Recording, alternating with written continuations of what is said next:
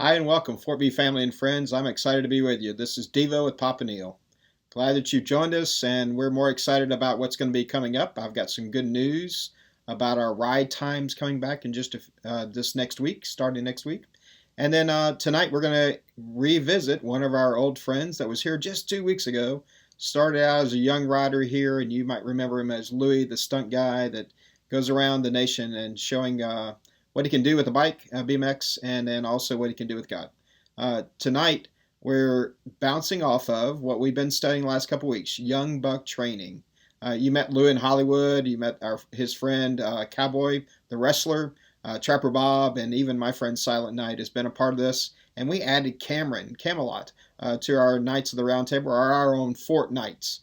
And so we're excited about what's going to come up, and I'll tell you more at the end of it about when you can join us, both for our Devo time and our ride times coming up. But I want you to watch this. I asked Louie, I said, whatever God's laid on your heart, go ahead and share that with us. And it's pretty awesome. Listen to this.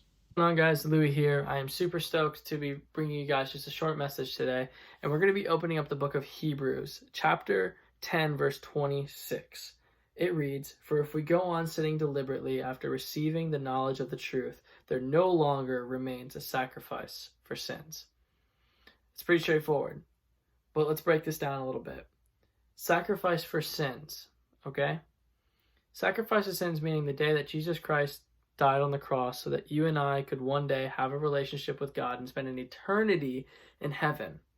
He shed his own blood so that we could be cleansed and renewed and forgiven of the sins that we have committed. A sacrifice. Now, after receiving the knowledge of truth, so that means like if I come up to you right now and I'm like, hey, there's this really rad dude named Jesus Christ that, kind of died for you. And one day, if you accept him into your heart, then hey, like you'll spend an eternity in this crazy place called heaven. Obviously, they wouldn't say it like that, but that is basically saying like the day that someone planted the seed in your life that presented the truth being the sacrifice to you. So, sinning deliberately, he who goes on sinning deliberately. So that could be something as simple as not doing what you were told from your parents, which is one of the 10 Commandments. So that's a pretty big deal. Disobeying your parents on something they asked you to do, and in your head you already say, no, you know what, I'm not going to do that. I'm not going to do what they asked me to do. And you don't do it. You just sinned deliberately. You already knew that you were going to say no. But let's break this down a little bit more. It's like taking something that's not yours, stealing, and saying, okay, God, I know I just stole that. Forgive me. I'm sorry. I got away with it. Hey, amen. Bye. Like, no, you can't fool God. You didn't just get away with it because you can't fool him. You know why? Because he knows your heart. He knows your intentions. He knows when you decide to chase after sin versus falling into sin. So how do we change this? How do we prevent this? By armoring ourselves, by reading the word, by fellowshipping with your friends. Fellowshipping is when two or more are gathered, I am present. I am present meaning God. And also prayer. Prayer conquers all, man. Really. Having that one-on-one conversation with God 10 times a day armors yourself for any type of conflict that you may have in your life and any blow or punch that the devil. Yeah, I agree, Louie.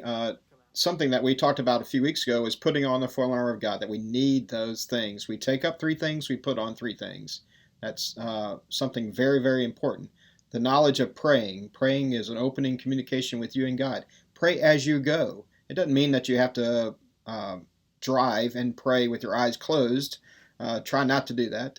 But pray without ceasing, and praying with a thought of, I need to hear from God so that I can be obedient to God, so that he might be glorified. And then there's this great word out there, it's abide. Abide means to remain in. And God's in John, it says that we remain in him and he in us, we will bear much fruit. There'll be evidence. They'll know us by our love for one another. And also, and I wrote that passage at the last end that Louis referred to in 2 Corinthians about how to take every thought captive. what you choose to do with that thought is the God that you choose to serve at that time. And so throughout the day, I can have a thought and I need to take that thought captive. And what I choose to do with it, I can either honor God and be obedient to Him, or I can serve myself. And where self is back on the throne, self is the one making decisions, self is the one being glorified. And that's not what God's called us to do. In fact, God's called us to deny ourselves, take up our cross, and follow Him daily. This is something that we need to do on a daily basis to honor God. And we said the other way is up in and out. We go up and get along with God every day. Jesus did in Luke, and went up with God and got directions and communicated with Him. Then He went with His in-group, His disciples, those that were closest to Him. Then He went out. He said, here's the message for the day. Here's where we're going for the day. Here's why we're going. Sometimes He didn't even know why. And there's times in our lives where we don't even know what our next step is, except I take a step by faith, and I'm trusting God in that. So I hope this time with Louie and PaPa Neal has been helpful. Now, the great exciting news of the reopening of Fort Barachel. Fort B has been going on this COVID time just with you during this devotional time. And we've had sporadically a small group of people that used it for their homeschooling time for activities. But now, starting this first week in June, we'll be open for 2-hour slots for up to 10 riders or less. And you need to call me at 321-689-2617. That's 321-689-2617, and arrange appointment that you can come in and ride, and we'll do a short Devo, and we'll even have some snacks for you. But get with some of your friends. We already have a group that's coming on Thursday morning. We have a group Thursday afternoon, and we have one on Saturday morning already. So they're going to fill up. So 2-hour slots, 10 riders each. I'm excited about that. Now let me share with you about ServOps. In the past, we've done Miracle League. We've done things with Lift Disability. We have done things with local ministries here locally, and we're going to start back those ServOps in June. We're planning on doing local ladies' yard for her, one of our widows in our area that lives in our area. And then in July, I want to introduce you right now to Do Good Farms. Some of y'all may know Josh Taylor and his team at Do Good Farms. Also, House Blaine Cafe is related to that. And so I've excitingly pointed us to do a part of being a part of Do Good Farms in July. You'll get a specific date coming up, but I want you to see some of these pictures. I don't know if you heard, but there's a great sustainable gardening farm right here in Winter Garden.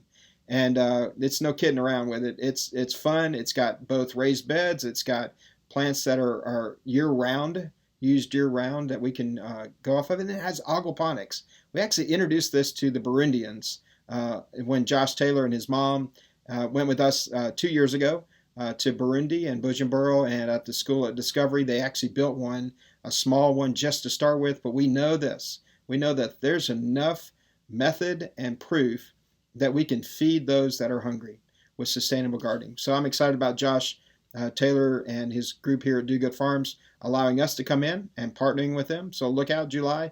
We're going to go early in the morning because it's going to get hot. And we're going to do our best. But be looking for signups somewhere in the middle of June. We'll start doing some signups for that. I just want to say thanks. Thanks for joining Devo with PaPa Neal. This has been an exciting time for me. And I look forward to what God has next.